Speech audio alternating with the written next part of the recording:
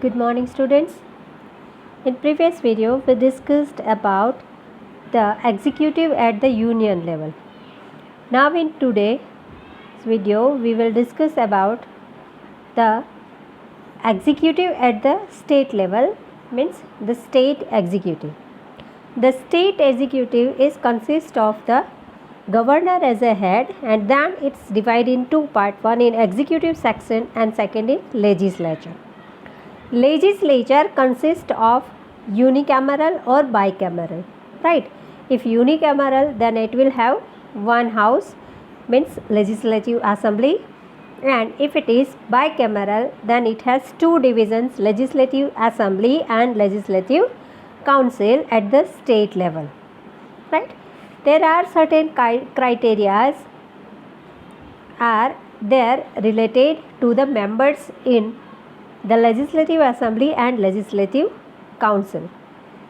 See, some of the states are having both the houses, like legislative assembly and legislative council, and in some of the areas there is only unicameral, means one house, that is legislative assembly. It consists of minimum 60 members according to the constitution provision. It must have minimum 60 members, or maximum number of the members in legislative is 500, right? And if we talk about the Gujarat Legislative Assembly, then it has presently 182 members. Qualifications for the member of the state legislature, same as a person, he or she must be a person, or must be a citizen of India, and the age is 25 or more, and is not a state of unsounded mind, insolvent or criminal, can contest the election, right? तो ये जो common qualifications है जो legislative assembly union level पे काम करता है, उसी तरह से यहाँ पे भी सेम है. Time period we know that is of 5 years, right? Government can run the function as per the constitutional provisions up to 5 years, but sometimes if any issues occurs, then it can be dissolved with the order of governor. Remember, here in state executive, that can be dissolved with the order of the governor, and at the union level it can be dissolved with the order of president. So sometimes it is in a case of emergency, or if the functions are not done properly, then president rules can be implemented in the state level. Okay, and here governor performs all the administration work at the state during the period of emergency. Now second part is executive. In the state executive, at the first place comes governor. So here the governor is appointed by the President of India on the advice of the Council of Ministers headed by the Prime Minister, right? The governor की appointment council of minister और prime minister के advice से होती है, और president can appoint a governor as per the rule for one state और sometimes more than one state. कभी कभी ऐसा भी होता है कि एक ही गवर्नर 2 स्टेट को मैनेज करता है, राइट? उसकी क्वालिफ़िकेशन की बात करें तो again must be a citizen of India, age must be 35 years or more, is required to be appointed as a governor, and the governor of any states remains for 5 years, and even he can hold office during the pleasure of the president and cannot be removed from office even before the expiry of his term, or he also can transferred to any other state as the governor. Governor 5 year के लिए appoint किया जाता है. Sometimes president की इच्छा से उनको एक स्टेट से, एक ऑफिस से रिमूव भी किया जा सकता है और समटाइम्स उसको ट्रांसफर्ड भी किया जा सकता है. So here the governor is the constitutional and formal head of the state. State के फॉर्मल हेड और कॉन्स्टिट्यूशनल हेड है governor. So all the executive powers of the state government are vested in him. उनके पास ही सारे power होते हैं. वो majority से चीफ मिनिस्टर अपॉइंट करते हैं.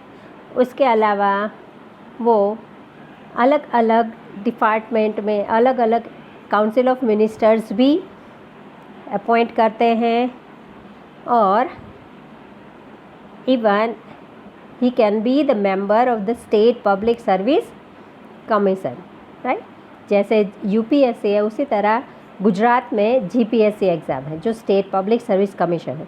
सो he can appoint the member and he is consulted by the president of India for the appointment of जज in the high court. High court के जज को अपॉइंट करते हैं but with consulting to the president, right. And governor has significant legislative powers. He summons and proposes the sessions of the state legislature.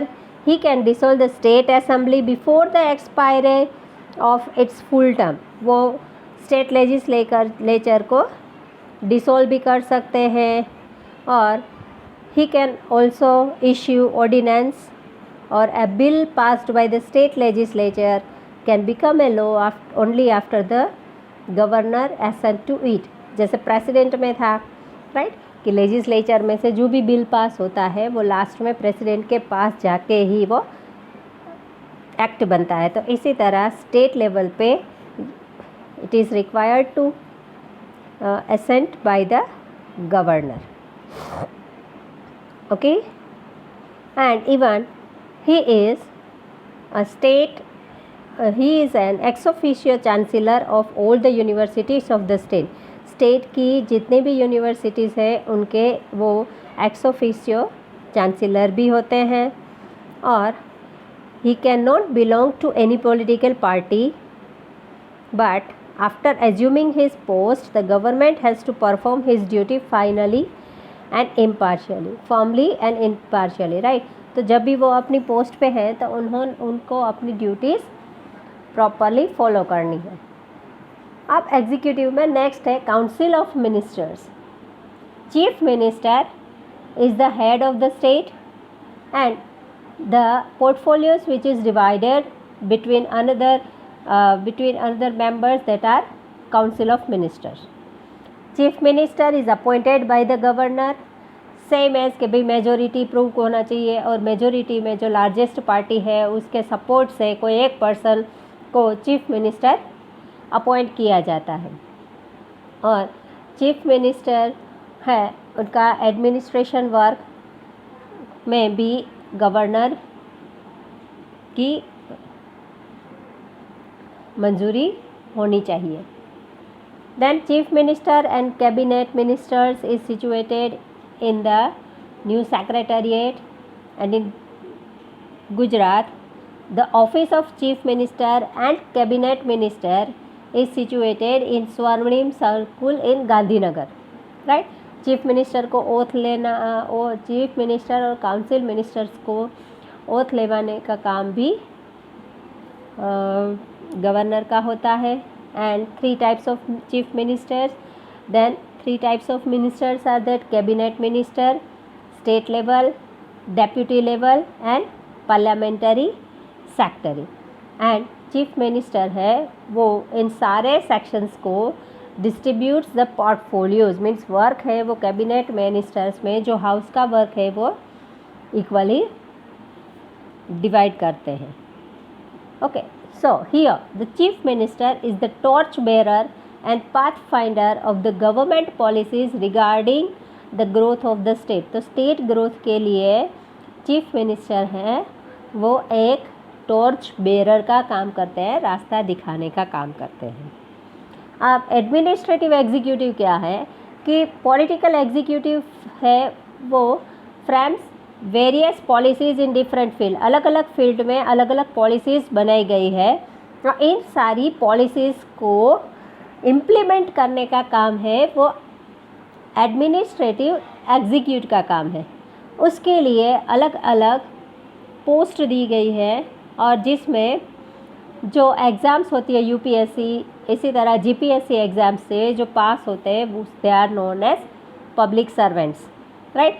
जिसमें defence, security force, international trade, commerce, nuclear energy production, distribution, banking, insurance, international trade, ये सारी चीज़ें इसमें involve होती है, और उसके लिए अलग अलग डिविजन्स दिए जाते हैं. Collector is appointed as an administrative head at the district level and his office is at Jilla Seva Sadan, right. District level पे कलेक्टर को अपॉइंट किया जाता है, और उनका ऑफिस होता है जिला सेवा सदन, जैसे हमारा संदीपनी के पास है, right, collectors office. Their expertise knowledge, administrative insight, broad experience, prediction, administrative efficiency helps them to carry out the administration effectively. तो उनका जो नॉलेज है और उनका जो एक्सपीरियंस है, उन सब का use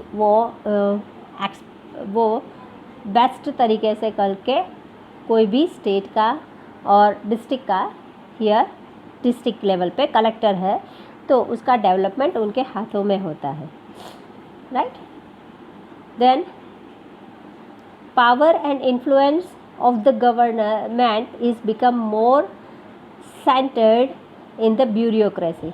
nepotism, corruption, dishonesty, inefficiency, misconduct, escaping are the evils of bureaucracy. तो गवर्नमेंट रन करने के लिए उसके कुछ प्रॉब्लम्स और इश्यूज़ भी होते हैं, जैसे कि करप्शन है, डिसऑनेस्टी है, मिसकंडक्ट है, इनएफिशिएंसी है. तो ये सारे एविल है जिसकी वजह से गवर्नमेंट प्रॉपरली काम नहीं कर सकता, और इन सारे एविल्स को कंट्रोल करने के लिए लोकपाल या तो लोकायुक्त की रिक्वायरमेंट होती है, जैसे लोकपाल बिल, राइट.